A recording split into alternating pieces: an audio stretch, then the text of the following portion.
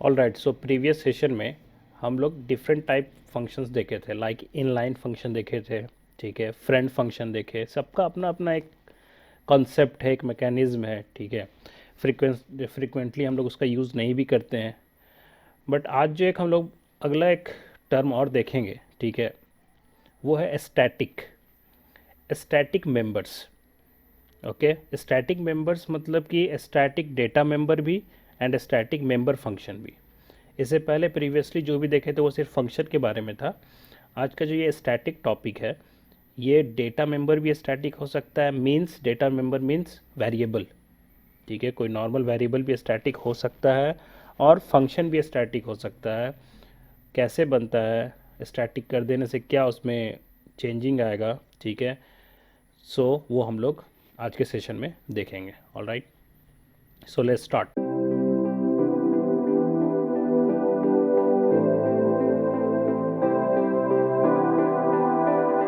तो हम लोग पहला डिस्कशन रखते हैं स्टैटिक डेटा मेंबर पे, मतलब कि वेरिएबल।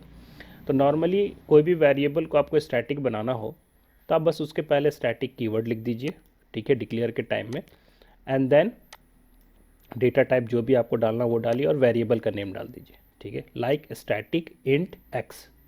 तो एक स्टैटिक वेरिएबल हो गया। नाउ सिंपली तो सबसे पहला पॉइंट क्या है कि कोई वेरिएबल आपको स्टैटिक करना हो तो कीवर्ड क्या यूज़ करेंगे, स्टैटिक, स्मॉल लेटर में लिखाएगा। सेकेंड है जो कि मेन इंपॉर्टेंट पॉइंट है, ठीक है, इसीलिए स्टैटिक कर देने से क्या होता है वो यही पॉइंट है। सेकेंड जो लिखा हुआ है कि only one copy of static variable is created, all the objects share the same copy. इसका मतलब ये हुआ कि आप क्लास में एक्स लिए, लाइक आप देखिए यहाँ पर एक एक्स लिए, नॉर्मल एक्स है, ठीक है, और एक एक्स लिए है जो कि स्टैटिक एक्स है सपोज। ओके, मतलब कि आप वेरिएबल डिक्लेयर किए हो, उसमें आप स्टैटिक लिखे थे और इसमें क्लास में प्राइवेट में सिर्फ इंट एक्स लिखे थे मान लीजिए, और ये स्टैटिक इंट एक्स है, ठीक है। तो ये जो लिख रहा है, ये लिख रहा है कि आप नॉर्मली आप जानो कि आप क्लास का क्या करते हो, ऑब्जेक्ट बनाते हो बाद में। और हम लोग पहले भी देखे हैं बहुत बार कि ऑब्जेक्ट जब हम लोग बना रहे होते हैं तो हर ऑब्जेक्ट का अपना अपना वेरिएबल में वैल्यू हो सकता है। आप इनपुट फंक्शन अगर कॉल करेंगे तो एक्स में अलग इनपुट लीजिएगा, ओ बी वन के लिए, ओ बी टू के लिए अलग इनपुट लीजिएगा, मतलब एक्स में डिफरेंट डिफरेंट वैल्यू हो सकता है, ठीक है। यहाँ पर एक्स का वैल्यू अगर आप 5 किए हैं तो वो ओ बी वन के लिए एक्स का वैल्यू 5 है, ठीक है। और यहाँ पर एक्स का वैल्यू अगर आप 10 किए हैं तो वो ओ बी टू के लिए एक्स का वैल्यू 10 है। ऑल राइट, बट स्टैटिक में क्या होता है कि आप ऑब्जेक्ट जो बनाए O B one O B two, ठीक है, तो वो एक्स तो सबके पास है। ओके, ओ बी वन के पास भी एक्स है और ओ बी टू के पास भी एक्स है। तो इसमें क्या होता है कि एक्स का वैल्यू अगर आप 5 है आपका, तो ये 5 इसको भी दिखेगा और एक्स का 5 इसको भी दिखेगा। ऐसा नहीं है कि इसमें अगर आप 6 लिख देते हैं तो इसका मतलब है यहाँ भी एक्स का वैल्यू 6 हो गया। तो वही लिखा हुआ है यहाँ पर कि वन कॉपी, इसका सिर्फ एक ही कॉपी बनता है, ठीक है। तो जो भी आप वैल्यू चाहे इसमें चेंज करो, चाहे ओ बी टू में चेंज करो, किसी के थ्रू भी आप चेंज करो एक्स का वैल्यू, अगर वो स्टैटिक है तो वो चेंजिंग दोनों को दिखेगा, ठीक है। अगर आप यहाँ 6 लिख देते हैं तो यहाँ पर इसको भी ओ बी वन को भी वो 6 दिखेगा, बट इसके साथ ऐसा नहीं है नॉर्मल वेरिएबल के साथ। यहाँ पर x अगर 5 है तो ये ओ बी वन के लिए 5 है, यहाँ x इक्वल टू 10 है तो ओ बी टू के लिए है, वो इसको नहीं दिख रहा, ये इसको नहीं दिख रहा। तो अब आप यहाँ पढ़िए तो वही लिखा हुआ, only one copy of static variable is created, all the object share the same copy. तो अगर स्टैटिक वेरिएबल है तो उसमें जो भी वैल्यू आप सेट किए होंगे वो वैल्यू ओ बी वन को भी दिखेगा, ओ बी टू को भी दिखेगा। आप वैल्यू चेंज करते हैं तो वो चेंजिंग सबको कॉमनली दिखेगा, बट इस वाले में ये चीज़ नहीं होता। तो ये है मेन कि अगर आप वेरिएबल में स्टैटिक लगा देते हैं तो वो सेम कॉपी शेयर करता है सभी ऑब्जेक्ट के साथ, उस क्लास के, सेम क्लास के सभी ऑब्जेक्ट के साथ। नेक्स्ट पॉइंट है which is very important for objective also, ठीक है, कि initialised to zero when first object is created. Normally जब आप स्टैटिक वेरिएबल लेते हैं तो उसका इनिशियल वैल्यू आप नहीं भी असाइन करते हैं तो उसमें ज़ीरो ऑटोमेटिक हो जाता है, ठीक है। ये इसके साथ एक फीचर ऐड किया हुआ है। तो ये बहुत ही कॉमन क्वेश्चन आगे जावा में ही पूछा जाता है, उसमें भी होता है बाय डिफ़ॉल्ट ज़ीरो, और यहाँ भी होता है, ठीक है। आप चेंज कर सकते हैं वैल्यू, इनिशियल वैल्यू आपको 1 2 3 कुछ डालना है डाल सकते हैं, बट अगर नहीं डाल रहे हैं तो इनबिल्ट ऑटोमेटिक उसमें ज़ीरो होता है। No other initialisations permitted. Next point है should be defined outside the class definition after declaring them inside the class. हाँ, इसके साथ एक और एक्स्ट्रा चीज़ करना पड़ता है हम लोगों को कि हम स्टैटिक वेरिएबल अंदर डिक्लेयर तो कर दिए क्लास के अंदर, ठीक है, बट इसको बाहर में डिफाइन करना पड़ता है। अभी तक हम लोग डिफाइन बाहर में फंक्शन करते थे, वेरिएबल नहीं किए थे, ठीक है, बट स्टैटिक वेरिएबल को आपको बाहर डिफाइन करना पड़ेगा। ये इसका एक रूल है C++ में। जावा में ये सब इशू नहीं है, उसमें ऑटोमेटिक हो जाता है आप एक ही बार एक जगह डिक्लेयर करने से, बट इसमें डिक्लेयर करने के बाद बाहर आपको डेफिनेशन ऐसे लिखना पड़ेगा, डेटा टाइप, उसके बाद क्लास नेम, ठीक है, और उसके बाद स्कोप रेजोल्यूशन, और उसके बाद वेरिएबल का नाम। जैसे यहाँ पर हम फंक्शन नेम लिखते थे उसकी जगह यहाँ पर क्या नाम हो जाएगा, वेरिएबल नेम। मतलब अगर आप ऊपर में डिक्लेयर किए हैं स्टैटिक इंट एक्स, तो बाहर में आपको क्लास के बाहर लिखना पड़ेगा इंट क्लास नेम जो भी है वो, ठीक, फिर scope resolution and then X semicolon. तो ये आप जैसे ही लिखे ना तो ऑटोमेटिक उस एक्स में ज़ीरो असाइन हो गया। तो ये एक एक्स्ट्रा लाइन इसमें ऐड करना पड़ता है, बाकी वेरिएबल के साथ ऐसा नहीं था, स्टैटिक के साथ C++ में ऐसा करना पड़ता है, जावा में ऐसा नहीं करना पड़ेगा, ठीक है, वहाँ पर सिर्फ एक ही बार डिक्लेयर करने से वो कर लेता है काम। तो ये एक एक्स्ट्रा इसमें ऐड करना पड़ता है, बाहर में लिखना मस्ट है। नेक्स्ट है they are normally use to maintain values that are common to entire class. मतलब वो एक वैल्यू कॉमन वैल्यू जो कि आप चाहते हैं कि हर ऑब्जेक्ट यूज़ करे। बहुत सारा ऐसा क्वेश्चन होता है जिसमें कि एक ही क्लास का बहुत सारा ऑब्जेक्ट बनाना है, लेकिन उसमें से कोई एक ऐसा वैल्यू है जो कॉमनली सबको दिखे कि हाँ भैया ये अभी वैल्यू है। जैसे कि मैं आपको बताऊं, आपके कॉलेज में मान लीजिए रजिस्ट्रेशन नंबर, ठीक है, अब एक को रजिस्ट्रेशन नंबर मिल गया 1, तो अगला जो स्टूडेंट का ऑब्जेक्ट हम बनाएंगे, ठीक है, तो उसका रजिस्ट्रेशन नंबर 2 होना चाहिए। तो उससे तो कैसे पता चलेगा, पहला ऑब्जेक्ट का अगर हमको रजिस्ट्रेशन नंबर पता रहेगा कि क्या है, तभी हम दूसरे को दे सकते हैं 2, उसमें प्लस प्लस करके एक इंक्रीज़ करा के। तो वो ऑब्जेक्ट 1 था, स्टूडेंट 1 था, फिर अब स्टूडेंट 2 बना रहे हैं, अब स्टूडेंट 3 बना रहे हैं, स्टूडेंट 4 बना रहे हैं, तो हर स्टूडेंट का अपना अपना काउंटिंग एक आगे बढ़ना चाहिए रजिस्ट्रेशन नंबर का, ठीक है। तो अगर वो वेरिएबल स्टैटिक है तभी तो उसको पता चलेगा कि पिछला ऑब्जेक्ट में वैल्यू क्या था, क्योंकि हम लोग क्या बोले हैं वो सेम कॉपी शेयर करता है। तो अगर हम रजिस्ट्रेशन नंबर को एज ए स्टैटिक कर दें और उसका वैल्यू मान लीजिए 1 है, तो अगला जो ऑब्जेक्ट आप बनाओगे ऑटोमेटिक उसको दिखेगा कि अच्छा इसका वैल्यू 1 था, तो अगला हम अगर प्लस प्लस करेंगे तो उस रजिस्ट्रेशन नंबर में एक ऐड हो जाएगा, तो 1 में एक ऐड हो जाएगा 2। अगला कोई ऑब्जेक्ट और बनाओ, थर्ड ऑब्जेक्ट, क्योंकि ऑब्जेक्ट्स आर डिफरेंट ना, आप लोग सभी स्टूडेंट अलग अलग हैं स्टूडेंट, ठीक है, सभी अलग एंटिटी हैं। तो वही बोल रहे हैं कि वैसा कॉमन वेरिएबल जो सब लोग यूज़ कर पाए, वो इस टाइप के क्वेश्चंस में ज़रूरत पड़ सकता है जब आपको काउंटिंग करना हो, ठीक है, रजिस्ट्रेशन नंबर लाइक काउंट एकदम सीक्वेंस में करना है, ऑब्जेक्ट कितने स्टूडेंट है वो काउंट करना है, ऑब्जेक्ट कितने बने वो काउंट करना है। इस टाइप के क्वेश्चन को हैंडल करने के लिए स्टैटिक डेटा मेंबर हम लोग यूज़ करते हैं। तो यहाँ पर लिखा हुआ भी है as for example to keep a count of number of objects created. ये वाला क्वेश्चन अभी हम लोग लास्ट में करेंगे, ठीक है, जब भी ये टॉपिक रहता है तो ये क्वेश्चन बहुत कॉमनली पूछा जाता है, या फिर एग्जाम्पल में हम लोग यही क्वेश्चन करते हैं। तो जो मैंने अभी एक्सप्लेन किया वही चीज़ यहाँ पर मैंने डायग्राम में आपको बताया है कि स्टैटिक इंट एक्स करके अगर आप कोई क्लास में वेरिएबल ले रहे हैं तो उसका जितना भी ऑब्जेक्ट आगे बनाओगे, ऑब्जेक्ट 1 2 3 जो भी बनाओगे, सभी लोग all objects of same class share the same value of static data member. अब कुछ ऐसा भी हम लोग लॉजिक आगे बनाने वाले हैं कि एक्स प्लस प्लस की यहाँ पर, तो इसका मतलब है ज़ीरो में एक एक्स का वैल्यू ज़ीरो है तो प्लस प्लस हुआ, तो यहाँ क्या हो गया 1 हो गया होगा। यहाँ भी एक्स प्लस प्लस लिखा हुआ है, इसके अंदर भी कोई हम लोग मेथड यूज़ किए हैं जिसमें कि प्लस प्लस हो रहा है, कोई कंस्ट्रक्टर यूज़ किए हैं जिसमें एक्स प्लस प्लस लिख दिए हैं, तो जब भी ऑब्जेक्ट बनेगा प्लस प्लस हो रहा है। तो किस में हो रहा है, तो नॉर्मली सबको ये ज़ीरो दिख रहा होगा, तो अगर नॉर्मल वेरिएबल होता तो यहाँ भी 1 होता और यहाँ भी 1 होता, क्योंकि तीनों को ये एक्स अलग अलग 0 0 दिखता। बट वही ये अगर स्टैटिक वेरिएबल है तो जब x का वैल्यू यहाँ इंक्रीज़ होने पे 1 हो गया तो ये ऑब्जेक्ट 2 को भी दिखेगा कि x का वैल्यू 1 हो गया, इसीलिए जब इंक्रीज़ करेगा तो ये 1 में इंक्रीज़ होगा 1 तो हो जाएगा 2। ऑब्जेक्ट 3 को भी दिखेगा कि वो x का वैल्यू अगला तो उसको दिखेगा कि 2 अपडेट हो चुका, तो यहाँ एक्स का वैल्यू उसको 2 दिखेगा, उसमें इंक्रीज़ करेगा तो यहाँ वैल्यू क्या हो जाएगा 3। तो इस तरह से आप जितना ऑब्जेक्ट बनाएंगे ये काउंटिंग करने में आपको हेल्प करता है, ठीक है।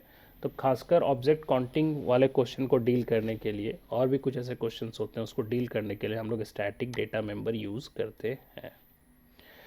तो will see the example, okay. But उससे पहले हम लोग स्टैटिक मेंबर फंक्शन भी देख लें, क्योंकि दोनों को कंबाइंड करके हम लोग फिर एक सिंगल एग्जांपल करते हैं।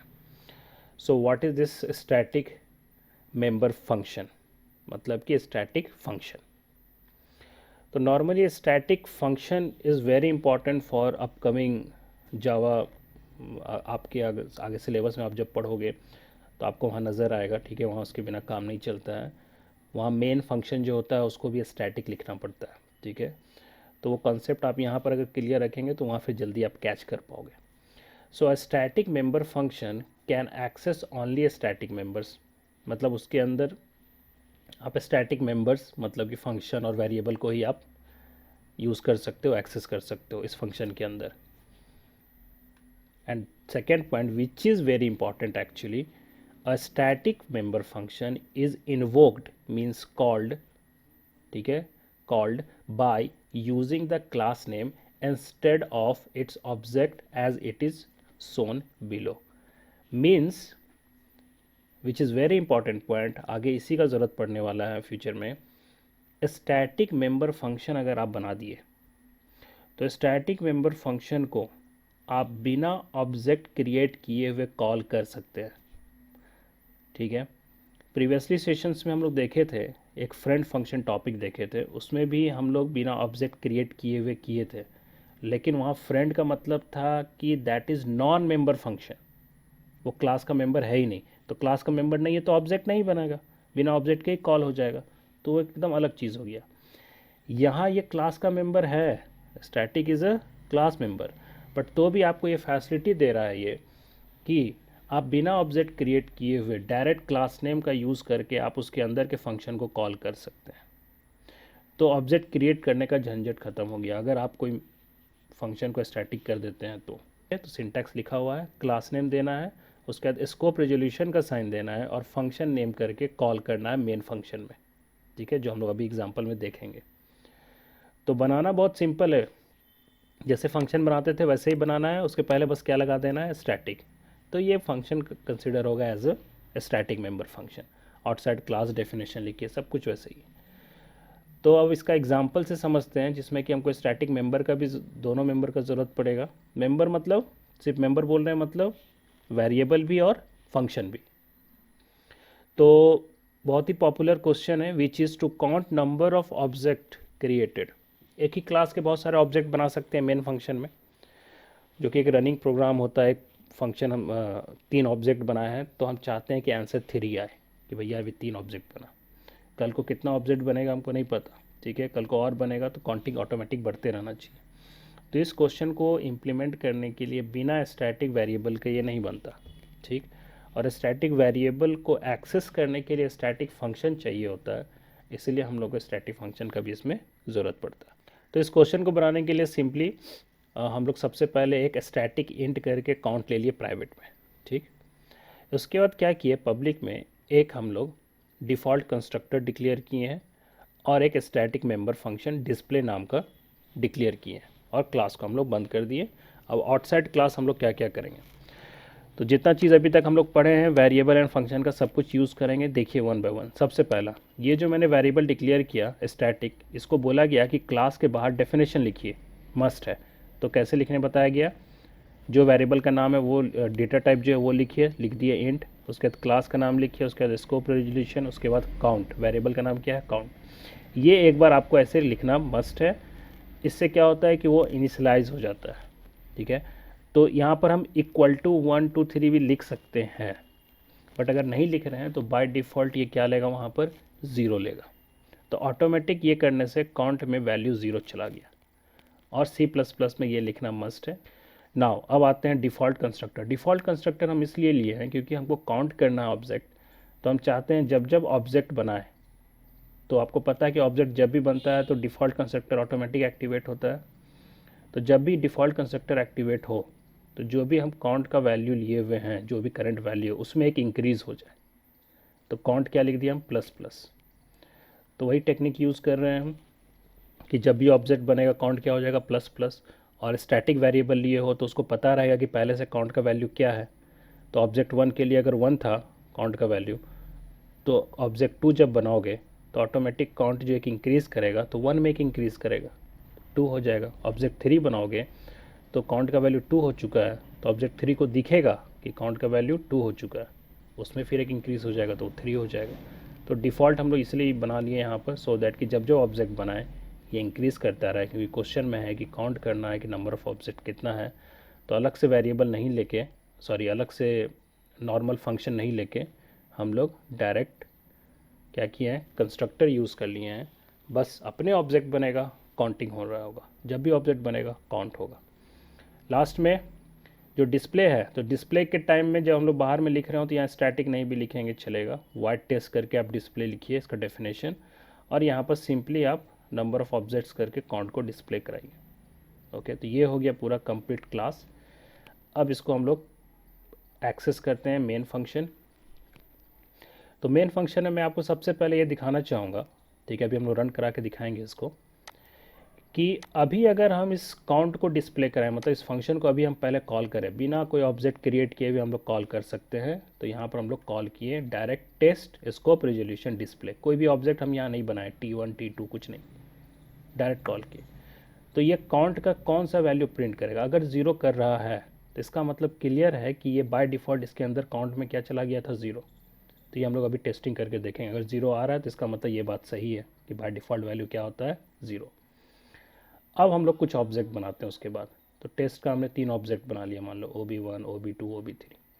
तो जब OB1 बनाए तो काउंट प्लस प्लस हुआ होगा, तो काउंट का पहले से वैल्यू कितना है, 0, तो उसमें प्लस प्लस हुआ होगा। फिर OB2 भी उसके बगल में बना, तो ऑटोमेटिक अंदर में डिफ़ॉल्ट एक्टिवेट हो रहा है। तो एक्टिवेट हो रहा है तो इसका मतलब है काउंट का वैल्यू 1 दिखा था, तो अगली बार उसमें 2 ऐड हो जाएगा, फिर अगली बार उसमें एक और ऐड होकर 3 हो जाएगा। तो जब जब ऑब्जेक्ट बनाओगे काउंट ऑटोमेटिक काउंटिंग अपना इंक्रीज़ कर रहा होगा प्रीवियस वैल्यू में, क्योंकि सभी लोग वैल्यू शेयर कर रहे हैं सेम कॉपी, तो जो भी चेंजिंग हो रहा है सभी ऑब्जेक्ट को दिख रहा है। तब इसके बाद अगर आप टेस्ट डिस्प्ले करते हैं और आंसर अगर 3 आता है तो इसका मतलब क्लियर है कि काउंट हमारा काम कर रहा है। लेट मी शो यू, यहाँ पर वही चीज़ लिख दी है नीचे कमेंट साइन में कि static member can be called directly through a class name without object. ठीक है, स्टैटिक मेंबर जो है डायरेक्टली हम लोग कॉल कर सकते हैं through class name without using a object. Okay, so जो एग्जांपल मैंने अभी एक्सप्लेन किया उसको हम लोग यहाँ पर रन करा के देख लेते हैं। ठीक है, सिंपली मैंने सैम्पल नाम से ले लिया है, ऑलराइट। और इसमें मैंने इंटरेस्टिंगली एक नया चीज़ किया है कि जो वेरिएबल है उसको मैंने प्राइवेट में लेके पब्लिक में ले लिया। स्टैटिक वेरिएबल जो है मैंने उसको भी पब्लिक में ले लिया। ठीक है, वो क्यों लिया अभी मैं आपको दिखाऊंगा, आप प्राइवेट भी लेके बना सकते थे। Sample which is a constructor और एक डिस्प्ले वाला। तो कंस्ट्रक्टर में हम लोग क्या किए हैं, n++ कर रहे हैं। यहाँ पर हम ये डिक्लेयर किए तो ऑटोमेटिक इसमें 0 इनिशियलाइज हो जाएगा, अभी हम लोग डिस्कस किए हैं। ठीक है, और डिस्प्ले वाले में हम लोग नॉर्मल उसको उस n को डिस्प्ले करा रहे हैं। इंट मेन में मैंने सबसे पहले क्या किया, सैम्पल डिस्प्ले एग्जीक्यूट किया बिना ऑब्जेक्ट क्रिएट किए हुए, direct class name scope resolution display. तो ये डिस्प्ले क्या है, स्टैटिक है, तो डायरेक्ट कॉल हो सकता है क्लास नेम के थ्रू। ठीक है, जो हम लोग अभी तक पूरा डिस्कस किए हैं। नाउ यहाँ पर देखेंगे आउटपुट क्या आता है।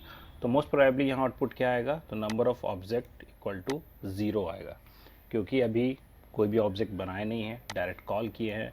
और अभी बाय डिफ़ॉल्ट क्या होता है, इसका इनिशियल वैल्यू 0 होता है। तो अगर यहाँ पर 0 आ रहा है इसका मतलब हम लोग का लॉजिक ठीक काम कर रहा है। उसके बाद हमने 2 ऑब्जेक्ट बनाया, S1 S2 सपोज़। देन हम फिर से ये डिस्प्ले फंक्शन कॉल कर सकते हैं।